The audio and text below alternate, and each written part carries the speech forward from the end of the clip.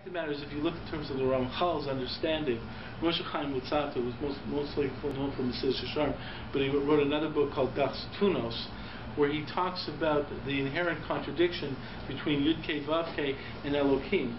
And he talks about Yud-Kei Vav-Kei representing the dominion God had over life. In other words, really, we're Eved Hashem, whether we like it or not, because we are directed by God. And Yud-Kei Vav-Kei really represents being directed by God.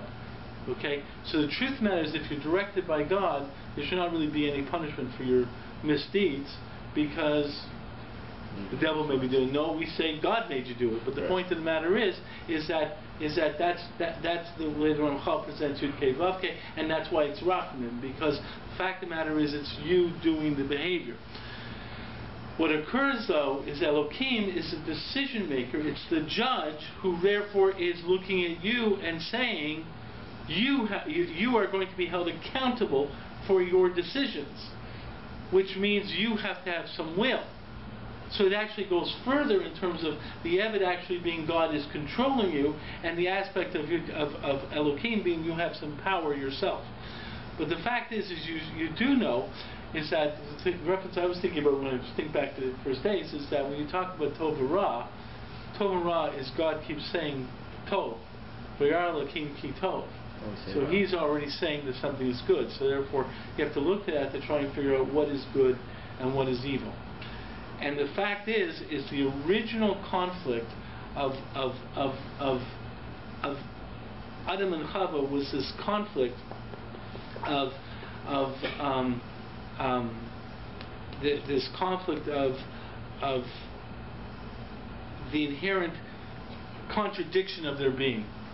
They didn't know what to do. If I don't eat from this tree, I'm a good Eved, I'm an awful Tzelem, because I'm not making that decision. If I am eating from this tree, then I'm not a good Eved. And the Nafesh is pointing out not only that, but if God really wants you to make decisions, He even held back that decision thing. So really, if you're supposed to be a decision maker, you got to get this knowledge of good and evil. And they're sitting there and saying, well, how come I'm getting this double message that's contradictory? So in a certain way, that's the issue of Adam and Chava. They're bothered by this contradiction. What happens, though, at that point in time, it's not really what we would define as evil. Well, actually, it is in terms of evil. Yeah. It's a type of evil that Jeff pointed out before. The fact of the matter is of not listening to God. The point is that that's considered to be a Pagam and Gvura. The point is the ultimate evil is a person who has no semblance that he has to be an Eved Hashem. Okay, and that's really what the evil of Esav is. Esav basically saying, "I'm in charge. I am God," and that's a form of evil, and that's really that form of evil if you're not listening to God. But that's not what we're talking about in the ethical realm. That's why I asked that question of your personal evil. Obviously, there's that evil of not listening to God when you know God says something, but there's another evil, and that's that evil that we understand from ethics, and that comes from Tov and Ra. So what really is Tov and Ra? So the way I understand Tov and Ra is based upon a Maharal. The Maharal says, V'yar Hashem ki Tov. Tov means it's complete. Okay? The ultimate definition of good in Judaism is God. What's the most important aspect of the definition of God from a Jewish perspective? Oneness. Oneness. What does oneness mean? Is and only is. There is only one. Uniqueness. That would be Shema Yisrael Hashem Yachid. Uniqueness. Singular. Echad. What does Echad mean? Uniqueness. Not necessarily. All inclusive and perfect. Pardon? All-inclusive and perfect. All-inclusive. Okay? All-inclusive is a very interesting term.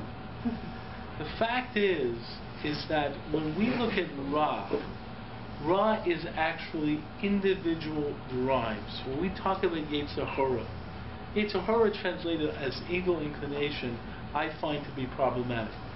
To me, Yetzer Hara is a drive left to itself. Hunger, sex, a feeling of anger. You are totally within a singular drive. Now, there are certain situations where following that singular drive is acceptable, but the problem is singular drives by themselves do not reflect totality. The ultimate definition of Tov is completion and unity, which is really the definition of God. So what we look for is the unity of the situation and the correct prioritization of the drives. The decision of Tov or Ra, as Sue did beforehand, it's very complex. The decision of Tov or Ra is not usually good and evil. It's usually which drive should take priority. And it could be from very, very good drives. All these drives are good drives, right? This is a good thing to do, that's a good thing to do in a vacuum. Which drive takes priority? And that decision of which drive takes priority demands an understanding of the complete picture, of the unity of existence, which is really a reflection of the unity of God. And that's really what's happening over here. In the sense that in a certain way, what occurs when we think in terms of our ethical decision making, if you look in terms of ethics, ethics usually is which drive really should take priority. Now, sometimes you come across and let me put you another way. You take an example of great evil. What really was the evil of Adolf Hitler? Who was really Adolf Hitler's evil? Waste. No, what was his real evil? What drive did he give priority to the total exclusion of every other drive? Cleaning. Well, he wanted to be godlike, right? No. The fact of the matter is being godlike may be an objective we all want to be like in a certain way, but not his type of godlike at the expense of Eved Hashem. But what really was his drive? Superiority. Nationalism. Adolf Hitler was perceived by the German people to be a really great leader until the end. But the Germans thought, why? Because Adolf Hitler was not the total model that we think of an evil despot. He wasn't after sex, drugs, and rock and roll, or wine, women, and song. Right? He was pretty monogamous, okay, and he was a vegetarian, from what I hear, and he was very devoted to the German people, and they all liked his. He was totally nationalistic, and considered every other human being absolutely irrelevant. Therefore, he missed the point, and therefore, especially Jews who reflected an aspect of God and someone else being in charge and the reflection of the unity of existence, he didn't like that. The fact is, if you really look at evil, evil is when a person doesn't see the entire picture, is overtaken by a specific view, which is the aspect of Ra. And the worst type of Ra is a person who does have some sense of unity, but thinks that he takes the place of God. So there's two types of Ra. There's two types of Averas. One is an Avera L'Teyavon, Avera because of your drives, because I'm overtaken by the desire to eat that ham sandwich, I just eat that ham sandwich, totally negating every other aspect of existence, right? At the expense of every aspect of existence. Then there's another definition of Ra, which is the Avera L'Hachis, which basically says, yeah, I'm taking a look at the whole world, but I got to be center of the world, not God. Well, the fact of the matter is, maybe your statement of B'Tselem Elokim is very true. The fact is while we try to balance this out of being God-like, we are not God. We still have to recognize that He's still at the center. We are given some right of decision-making. But we have to understand that right of decision-making, and that's the balancing of our decision-making in understanding that various things are put into a broader perspective of the unity of existence. And that's what Adam and Chava had to learn. Adam and Chava had a situation where they understood, God said do this, don't do that, very good. They could but that would be an inherent problem to their being, and the contradiction of the statement. How do you become a Tzelem Elokim that way? the Nachash took advantage of that, which was going to be a big problem. Nachash took advantage of that and said the only way you're going to be able to do that is if you get this knowledge. Therefore, it must be that God told you to do it, that really you're supposed to do it, and maybe God wants you to do it against His will because that's part of you developing your own will and all these other things.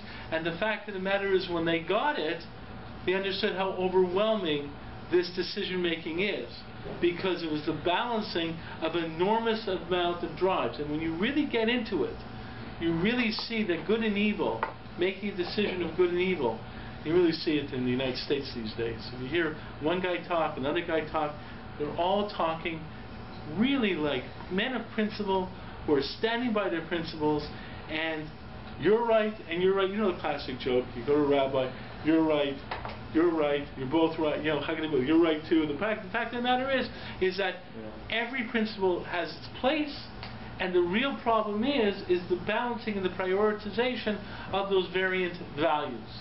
And that's what makes it so tough. Yeah. So if they would have obeyed, and the way it goes is they would have been allowed to know good and evil. It's just a timing thing. Right. So how would it have played out at that point? It's a good question. It's a good question. If you read my article on the topic, I take a somewhat different approach to the topic, because I don't refer to what happened with Adam and Chava as a sin. The first time you find the word Chet in the Chumash is when? When's the first time you When's the first time you find the word Chet? Okay, Adam and Chava's behavior is not referred to as Kain Hevel. The fact of the matter is, I'll tell you a funny story. Many years ago, when Rabbi Skobach was a Hill director at U of T, there was one of the divinity colleges at U of T wanted to have some kind of program with the rabbi.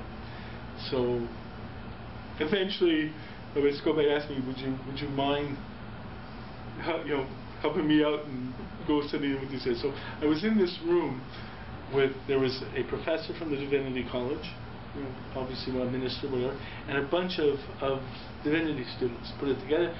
The rabbi who comes in, we're going to talk about the tree of knowledge of good and evil. Great. So this guy started talking and so forth and so forth. So I just I looked at the guy who actually planned the whole event. I said, "You do recognize that the word sin is not found in the story of the tree of knowledge of good and evil?" And the guy, "What? Because that's Christianity, right?" "What? The word sin is not found." He looked to the professor. "Is that true, sir?" and the professor's sitting there, tremendous academic. "Yes, of course, the rabbi is correct. The word sin is that understanding is a flawless interpretation of the text. The word sin is not found in the text." I'm telling you, I feel like just thank you. Okay, the fact is, though, the word sin is not found. The word chet is not found. The first time you find the word chet is by Cain and Hevel. It was connected to Nachash. Well, no, okay, that's not. It's okay, but the fact of the matter is Cain and Hevel. The thing I would say is the word sin is not found. The fact of the matter is that the Hecht Chabura happened on the 6th day of creation. So if you look at the 6 days of creation as setting up the game and then having the game start on Shabbat, to me, in many ways, Hecht Chabura was part of the planned creation of a Kadosh Baruch Hu. Now, the truth is, there's a medrash that actually says something like that.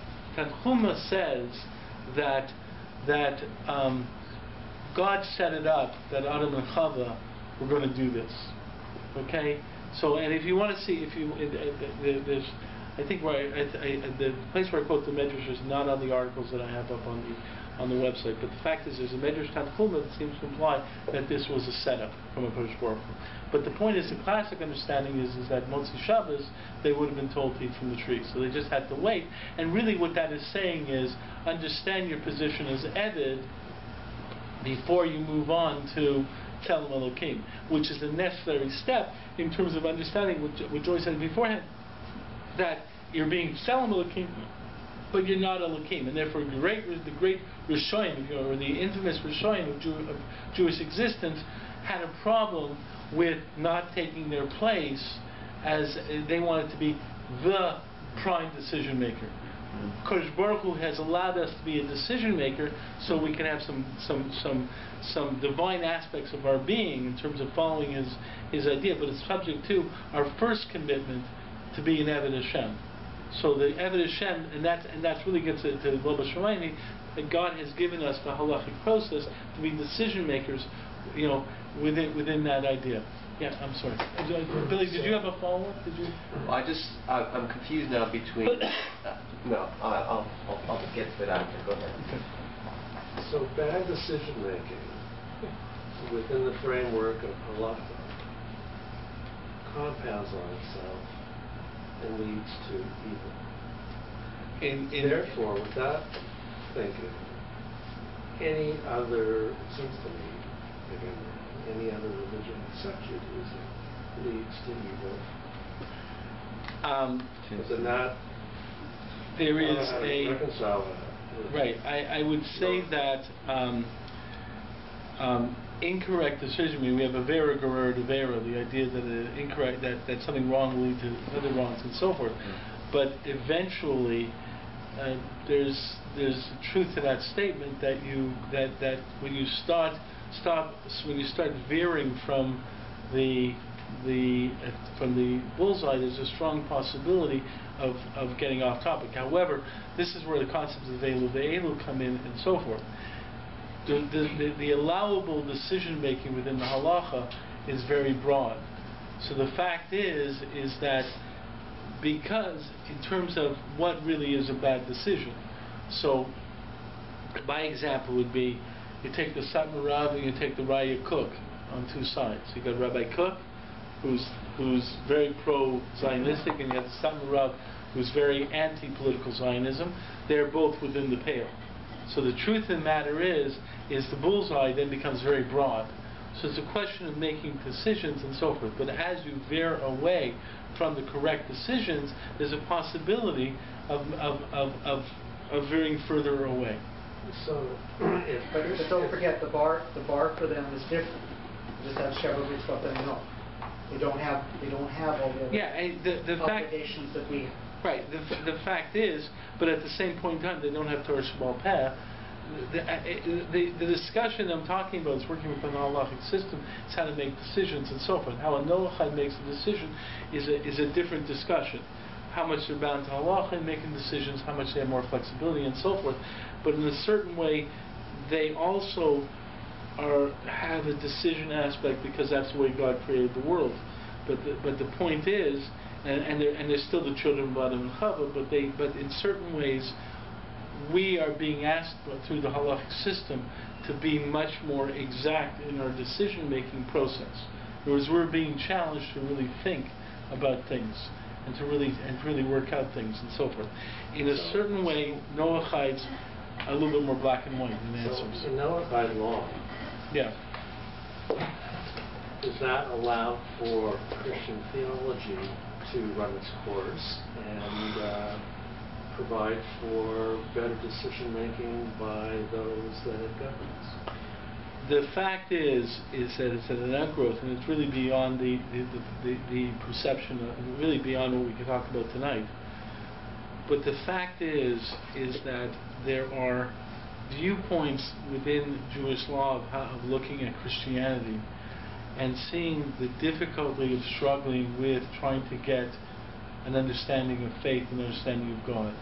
So there are clearly opinions within Jewish law that see the Noachide or see the Christian as someone who is struggling with the issues, and even though they would, from our perspective, not get it right, the fact that they're struggling with it in an honest way is looked upon as positive. Isn't the proselytization factor also considered?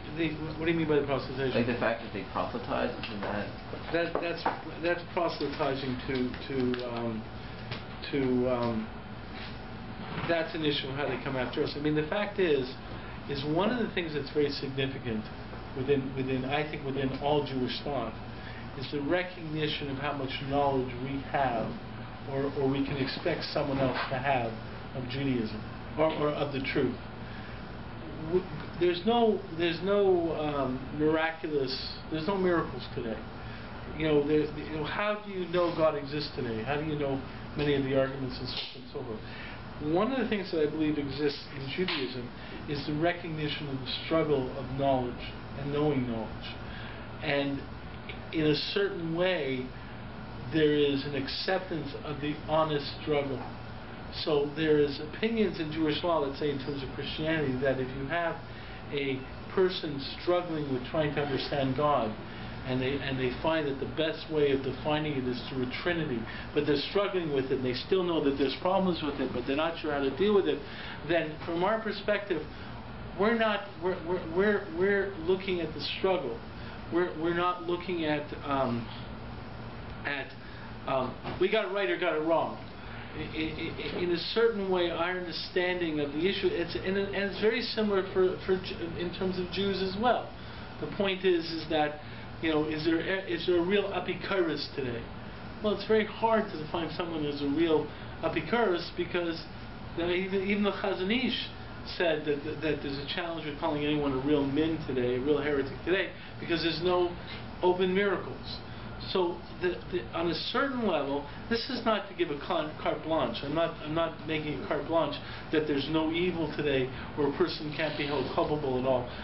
Luckily, I don't make those decisions. Kodesh Baruch Hu knows what's really going on in their hearts and so forth. But there is something, I think, within the Torah perspective that understands the complexity of life and the complexity of the decision-making process that we are given. It's one of the interesting things I think about the Hecht Chabura, and perhaps it's the way Sue said it before in terms of complexity. What does God do? What's the final act that God? Let me ask you, where does the story of the tree of knowledge of good and evil end? If you were telling that story to someone else, how would you end the story? Amen. It's not where that word is not found. They were kicked out. Sorry. Okay, so Corinne is offering that they were kicked out of the garden. So the truth of the matter is being kicked out of the garden is not part of the story of the tree of knowledge of good and evil. If you take the classical division of the text, which is the Ptuach and the Sasel, the open sentence and the closed sentence, you will find that the story of them being kicked out of the text is really part of the next story. Okay, that's chapter 2. Where does chapter 1 end? When God closed them. What? When God closed them. Yeah. So let's understand that. When God what? Closed them. Closed. Okay. They did this. They did all this thing. All these things happened, and then what are the two final verses that happen here? Now you get an image like this. Adam says to God, "That woman, she's the problem over here. She caused this." And so then, okay, this is really bad. It looks like no shalom bayis. It looks like a real. I'm staying away from that woman, and God's saying, "You're really messed up, you two." And the two end verses of the story is Adam names Chava Ein Kol Chai. She's going to be the mother of life. Very beautiful thing, almost like a nice, and he names his mate Ein Kol Chai, the mother of all living. And then God gives them Ketonis Or.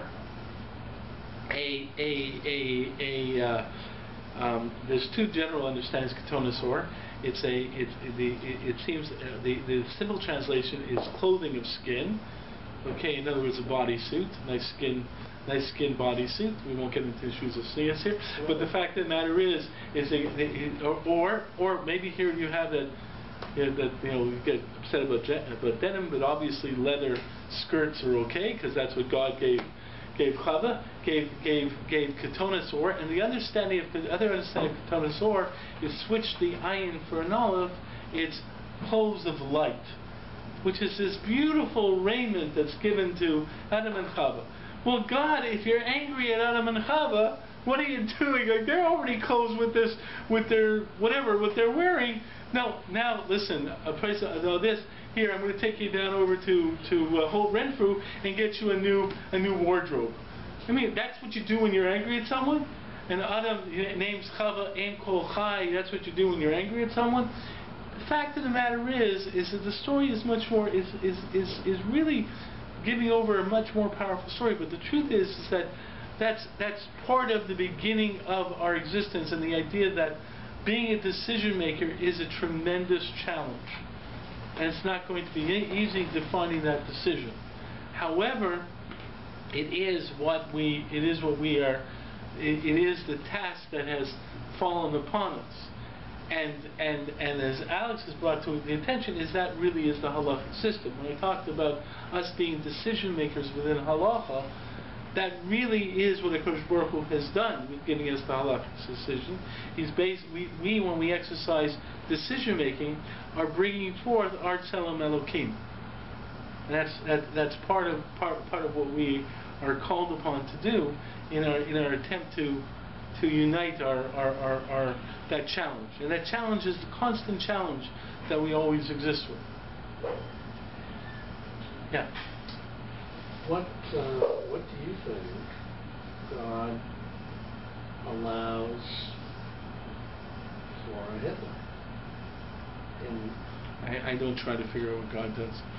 I have a hard time figuring out what He's doing with me. I sit there and say, okay, God, what's going to happen? And all of a sudden, either, wow, I can't believe that you came through like this. That's great. Or, okay, God, what's the message for tomorrow? It's like, the fact of the matter is that I don't know. The truth of the matter is that in a certain way, the reality of God putting us in this world is to meet challenges. Now, do I understand those challenges? No. We're told that when the Mashiach comes, we'll turn Tisha B'Av into a day of celebration. Right. Point out to you that Tisha B'Av is the day of both Churbans. It's the day that is supposed to mark all the tragedies that the Jewish people felt, because all the tragedies are subject to the Churbans. There are people within the Orthodox world who are very adamant about not having a special day for Holocaust remembrance, because they say that Tisha B'Av is our day to remember all the tragedies of the Jewish people. So you try to tell me how when the Mashiach is going to come, we're going to make the day that marks both Churbans, the Inquisition, Chmielnitsky, Hitler Yimach Shemo, also all these people. Though it's interesting with Chmielnitsky, I was reading somewhere that there's a little bit of question of whether he was really behind. There was much more the people. He didn't stop it, but he wasn't the real instigator. It was sort of a situation. But the fact is, Hitler obviously was. You take these situations, and we're going to turn it into a celebration.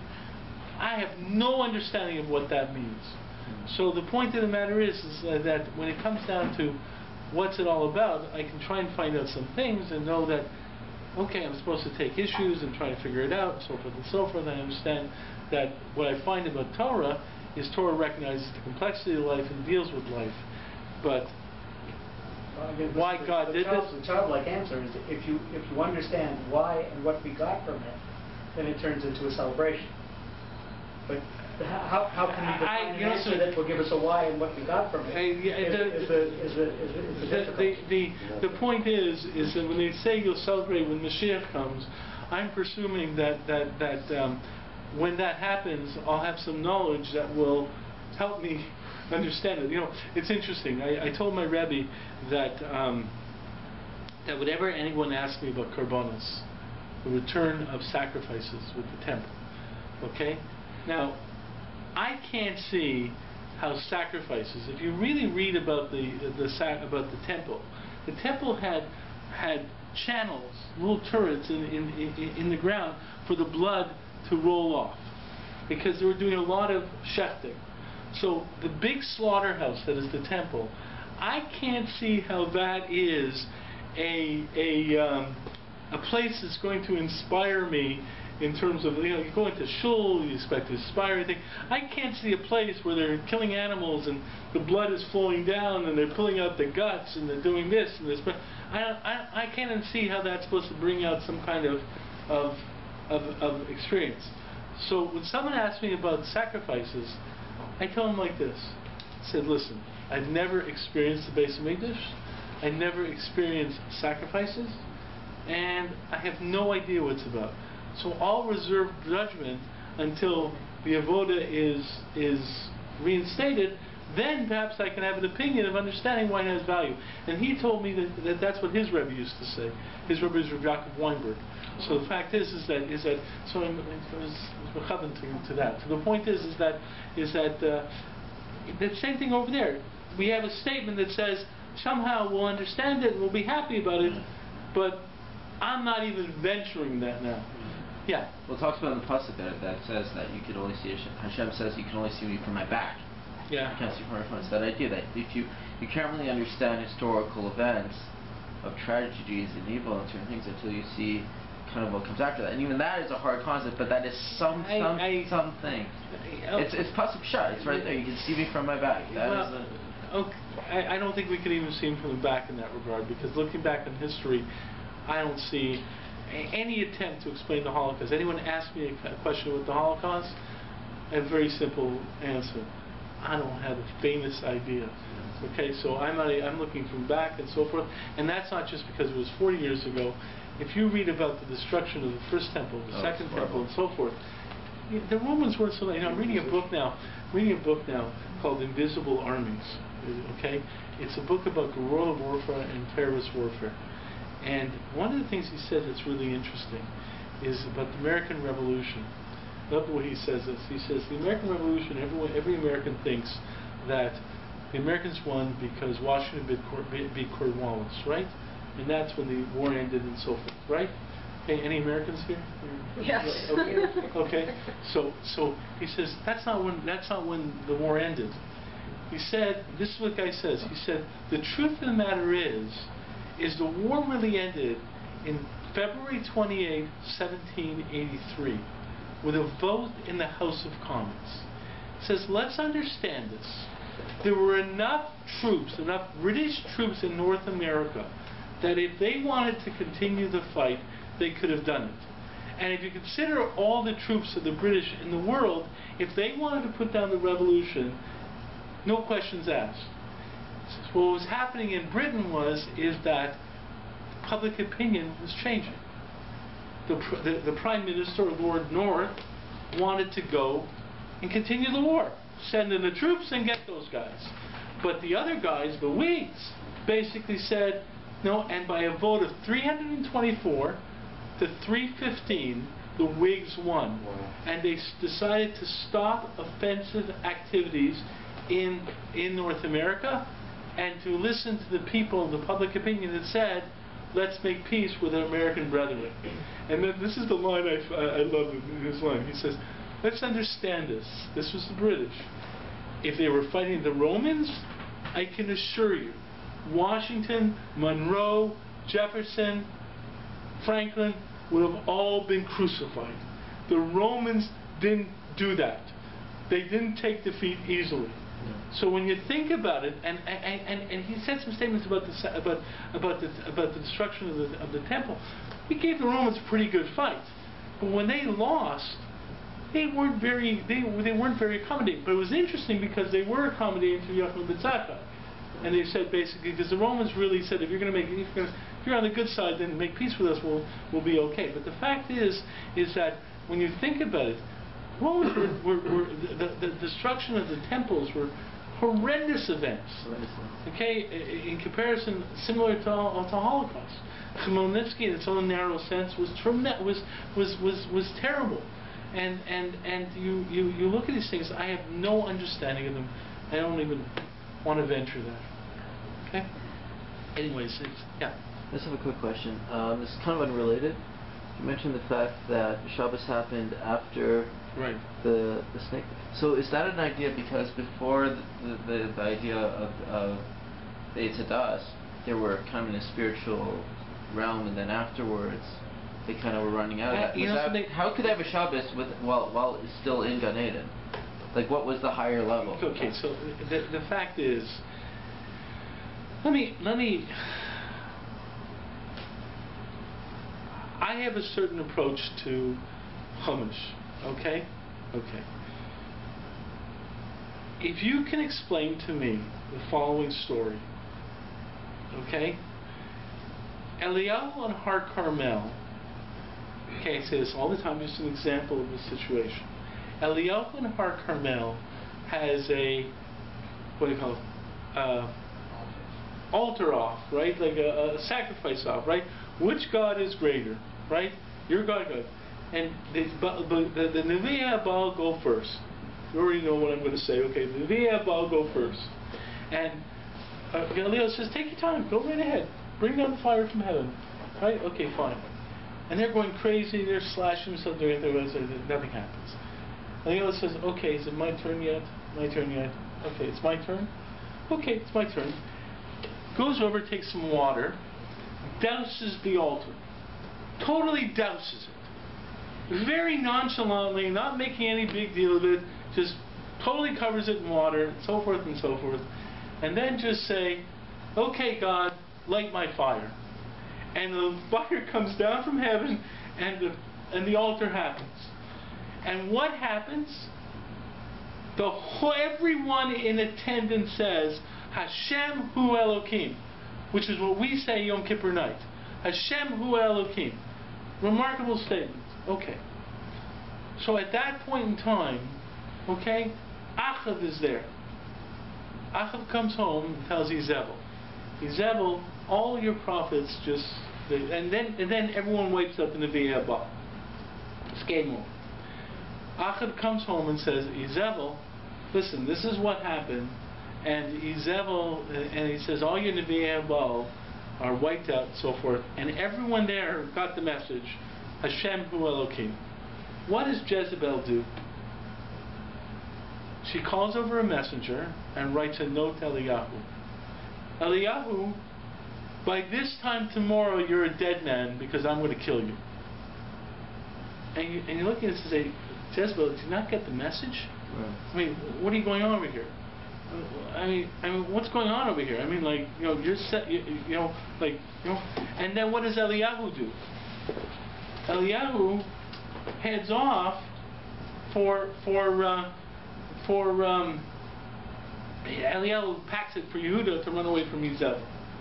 On the contrary, she very much got the message. She got the message that she no longer had the power to wield, and the only way that she could reclaim it. Yeah, and yeah, sure, yeah, right. Don't tug on Superman's cape. Don't spit into the wind. Lady, you don't have the power. Forget it. Yeah. Okay, so the fact is that when you read stories in the Chumash, you have to understand you're talking about a frame of reference that is impossible to understand. I don't understand the the Gan Eden. I don't understand what Gan Eden was like. I don't understand much of it in terms of Adam and Chava and their absolute knowledge of God and their relating with God. They talk to God. I don't understand what's going on over there. If you take the Ramchal's understanding in Das Tunas, the Adam before the Chet filled the world. He didn't have a physical body like us. He had a physical body. It was different. This is why I never get involved with evolution issues, because there was a complete change of reference, as pointed out, with the Chet and so forth and so forth. So when you start dealing with the Gan Eden story, in terms of that first Shabbos, I don't know. The point is that to me, there is the creation story, and then there's the post-creation existence. The story of the Eitz Hadas Tov Ra is part of the creation story. That's all I was really pointing out. Which then culminated with Shabbos, and then after Shabbos becomes the new world for Adam and Chava. Okay.